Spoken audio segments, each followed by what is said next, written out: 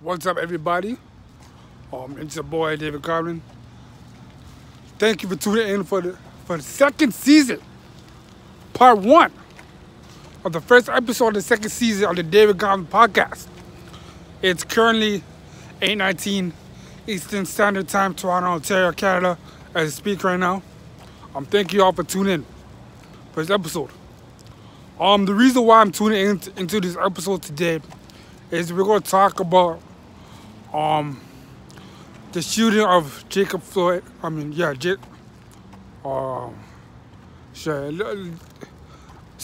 shooting of Jacob Blake. Sorry about that. I just got things screwed up. So basically, he was a black man in Wisconsin that was shot 7 times in the back by police officers in Wisconsin. And for no apparent reason, once again, here's the thing that baffles me.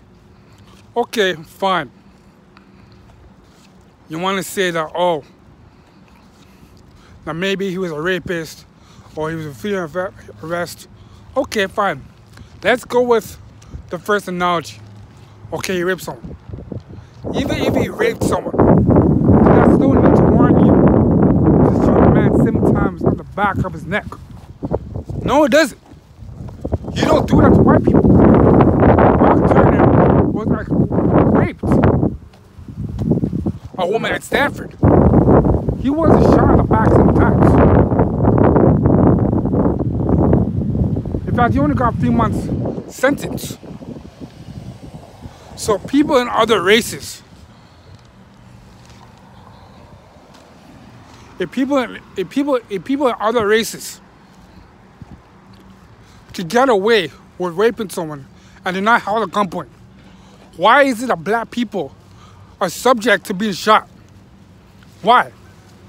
Why are they being subject to being shot by the cops? There's no reason for him to be shot. Okay, fine.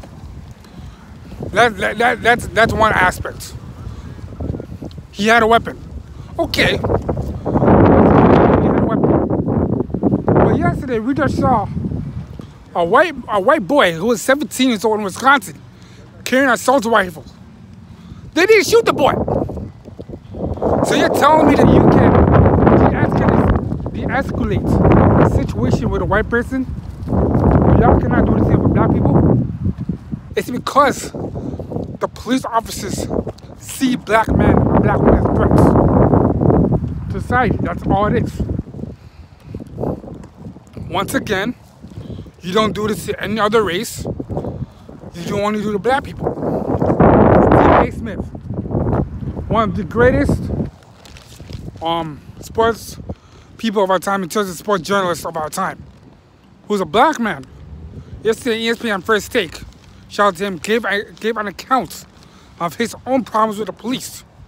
How many years ago when his daughter was 8, probably let's say 10 years ago, he was driving towards Harlem on 79th and 80th Street in New York City, driving towards Harlem, when he got pulled over for the cops. Okay, he got pulled over from the cops, and then all of a sudden, 3 SWAT cars arrived out of nowhere. They asked for a license and registration. He gave the license and registration, and the cop told him to shut the hell up. It wasn't until another cop who basically recognized it, basically asked the one who was trying to harass him, like, yo, do you know where that is? Then he was basically let go. When black people are saying black lives matter, we're not saying that crime should not go unpunished in our community. That's not what we're saying. But give us the benefit of doubt, the same way you give the benefit of doubt to other races. That's what black people are asking for. That is what they're asking for. Until that is happening, until when we start seeing that happening, these protests will continue happening. I want to salute the NBA basketball, the NBA players, WNBA, MLS, for doing what they need, for doing what's right. but not by protesting and not playing games. Our voices need to be heard in the streets. We cannot keep happening. I mean, things cannot keep happening the way it has always been. So as a black person, we need to come together to find a plan to stop this, because this is not right. This doesn't happen to other communities. This only happens to the black community, and it's time for us to say something. Thank you very much for watching the first episode of season 2 of the David Godwin podcast.